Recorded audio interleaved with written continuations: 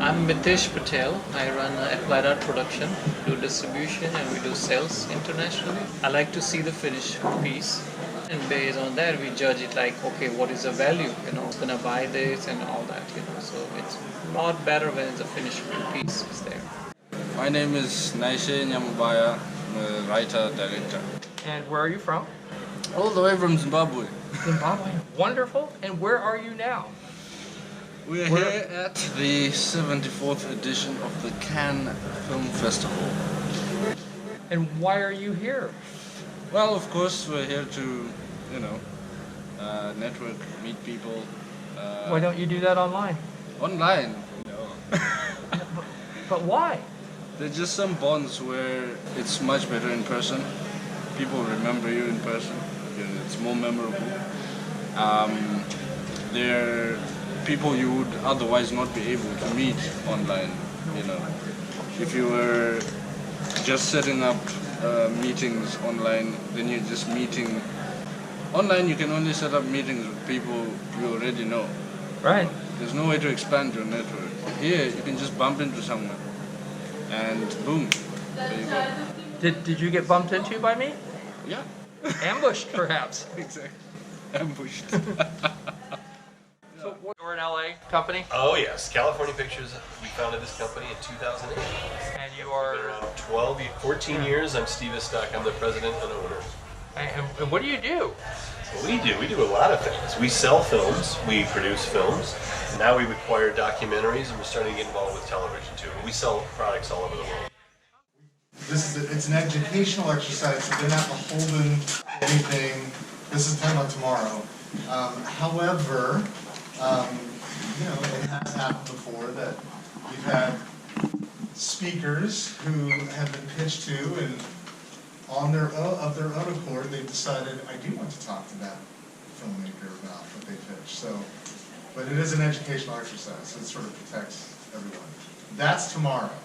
Today is hopefully preparing you for tomorrow. And also for a career in the film industry. All of that happens right here. Okay, so let's go ahead and do quick intros. For those of you here yesterday, I'm Dave DeBoard. I'm a recovering film professor and also filmmaker, screenwriter, producer, etc. Please introduce yourself. I'm Jenna. Jenna's I'm French American. I'm French, but yeah, it's an American name. So that's And I'm Tony Armour. I think I met a couple people yesterday. I am the film commissioner for St. Pete, Clearwater, Florida. Also founded the Sunscreen Film Festival, which we're putting on your workshops this year. Well, they kind of know me. I'm Mark Lindsay. Been in the industry for over 35 years. I'm more on the business side, sales, distribution, PR, finance. I used to run international for Miramax, Spelling Films. Okay, who are you? My name is Mark Lindsay. I'm a film executive consultant now with a company called Feature Film Consultants. I've been in the industry for over 35 years.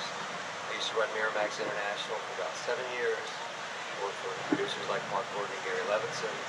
And I'm on the business side of entertainment. Sales, distribution, PR, finance. The business of film business. The business of film. So if you want to get a film made, you need to know how to find the money. That's the side I'm on. I help get films made like Usual Suspects, Spy Kids 1, 2, and 3, Kill Bill, Chicago, you name it. It's about 450 films that I've helped. And I've got maybe 6 credits. Because again, I'm on the business side. Right. Be adaptable and adjustable in a second. You have to talk to a lot of people to raise the money. You also need to know where to find the money. One reason I'm in Georgia is because of tax incentives. So find where you can shoot and get the most help to shoot. Andre Edwards. And why are you here at Cannes? Because I love cinema. So I just finished my studies and I came here to watch everything related to cinema, producers, filmmakers, actors, of course, and films. And you did study in Switzerland as an actor? No. So I started my studies in Spain. Okay. In translation and interpreting. Then I moved to France with the Erasmus Plus program to study marketing and management, and I'm done. I finished it. And marketing. Yeah. At the same time, I was studying theater. I already filmed a short movie of 15 minutes in Spain for a university project, and I've done a bit of theater with the La Comédie and Le Coq Florent in France. So I'm getting started. So what's your goal for being here? Networking, like learn how to do and learn how to meet people like that can make me start like, well, the fact is that I want to start my career, so this is the best point, I think. So you can't work the room unless you're in the room, and this is I the have room. To be in the, I have to be in the room. Yeah, of course, and this is one of the biggest rooms in the world. Exactly. Yeah, we are the average of the 5 people that we are surrounded by. So I'm just surrounded by people that love cinema and make cinema. So That will lift you up and take you Exactly. down on your path. This You is the- seem this- very motivated. I am. Anything you would want to say to a young filmmaker? Is this Yeah. go to Cannes? Yeah, go to Cannes. Yeah, you have to go to Cannes. This is the best place to be. You will learn from the greater, and even if they are not great yet, just by being here, they are impregnated themselves with the aura. You just had a meeting with 2 producers for free. didn't you? Amazing stuff. Look at me, like it's amazing. So I think it's the best thing. I'm gonna just call my family and tell them that, yeah, this is the right place and the right time. Okay. Timing. Thank you. So thank you. My name is Nusrat Durrani. I'm a media strategy advisor and a filmmaker. Something about MTV was in your past? Well, I've spent 2 decades. I created a global division of the company, MTV Networks, which was called MTV World. And then recently started focusing on filmmaking and really helping companies find their place in the new media ecosystem. You are the future of the film industry. In fact, you're the future of the storytelling engine. And I think it's incredibly important for the young to really get engaged. They're going to encounter a turbulent ecosystem which is forming and reforming itself as we speak. It can be daunting, but it's also a time of tremendous opportunity. Why? First of all, in a system that's rearranging itself, there are new opportunities you never thought existed. Secondly, and I think this is the most important thing, is that there is a new global mythology, a new narrative that needs to be written. And I think there's never been a better time to do this because of the amount of content and the amount of investment in content that is happening in recent times. So yeah, I think it's a great time to change the story of the world, which has been until recently extremely Western dominated. So it's a time to really correct the imbalance that a certain part of the world dominates the narrative. It's time especially for young people from Asia, from India, from Africa, from Latin America, parts of Europe, groups that have never seen their stories being told. There's never been a better time. So I can probably make a film on my iPhone, right? Of course you can, yeah. And a lot of people have iPhones or have access to iPhones. Absolutely, you could, but just because, and I think I encourage the use of technology, and especially iPhone. But remember, just because you could shoot a film on an iPhone doesn't make it good. There are. But we could start there. You could absolutely start there, but I mean. But there's the bar to get into the game. And it's not necessarily, the bar is not necessarily how technically great or how high resolution your film is. The bar is, what is the story you're telling? You know, is it compelling? Does it have all the ingredients of a story? Is it transforming you?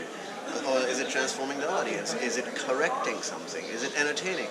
Those are the markers, I believe, for good stories. It doesn't matter whether it was filmed on an iPhone or on a Red or... Right, and I think also because you're saying that this is, we're speaking to youth, what I would say is that the youth need to be belligerent. The youth need to be bold, and the youth need to knock on the doors of all the power brokers and all the,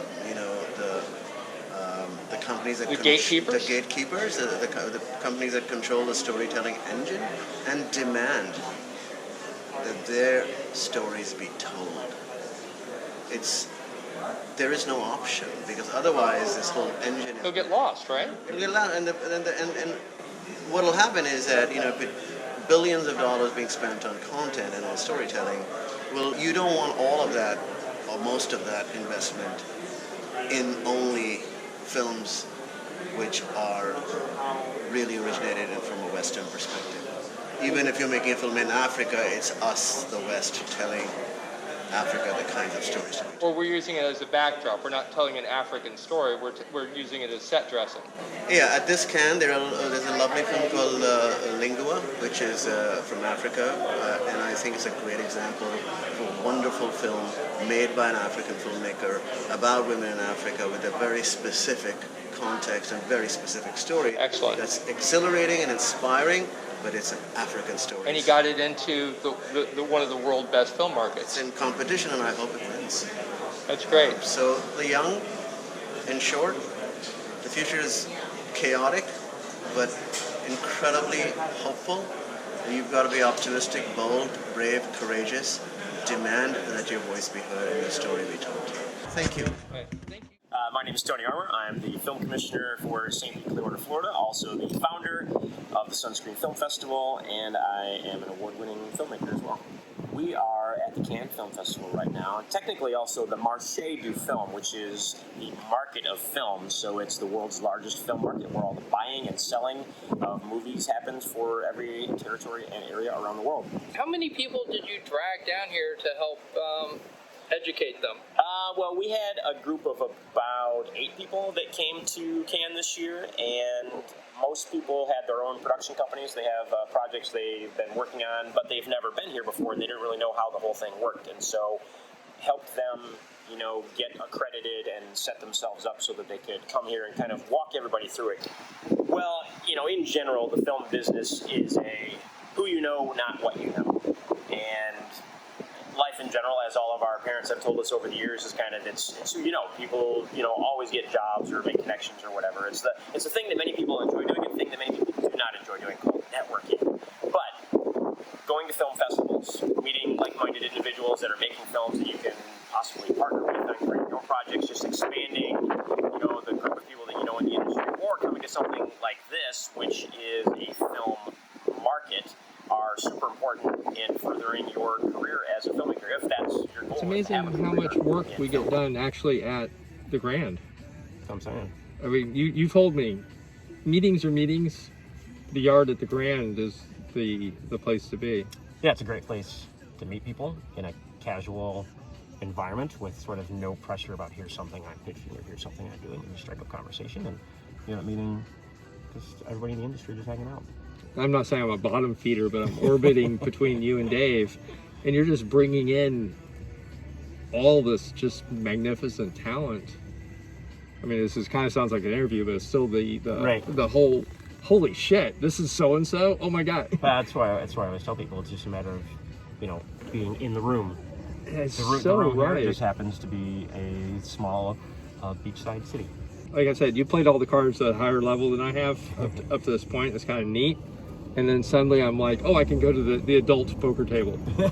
And I got that feeling. I don't have that poser feeling we get, as a lot of us get as artists. Mm-hmm. But I do get I stopped the elevator too soon and got off to play. Right. I didn't go to the executive suite because I thought you had to be an executive. Right. Yeah. Well, so much of the industry is weeding through the BS anyways. Yeah, we call them gatekeepers. Yeah. And they're, like you said, literally there's always a back door to all these buildings that we sneak in and out of all the time. And in the industry there are tons of just back doors.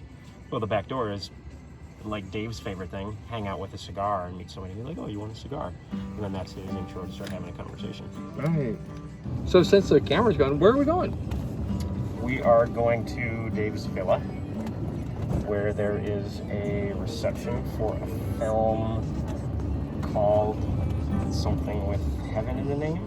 Which will be going across the screen right now. Yes. But a lovely film that Robert will have B-roll of. You'll be able to see in here moments. And everyone can go to this party? No, not everyone. It's invitation only, of course. It's always who you know, right? I'm kind of seeing that. Guess the way things used to be means more now than it did before. So close your eyes and take me to the place where the black water flows.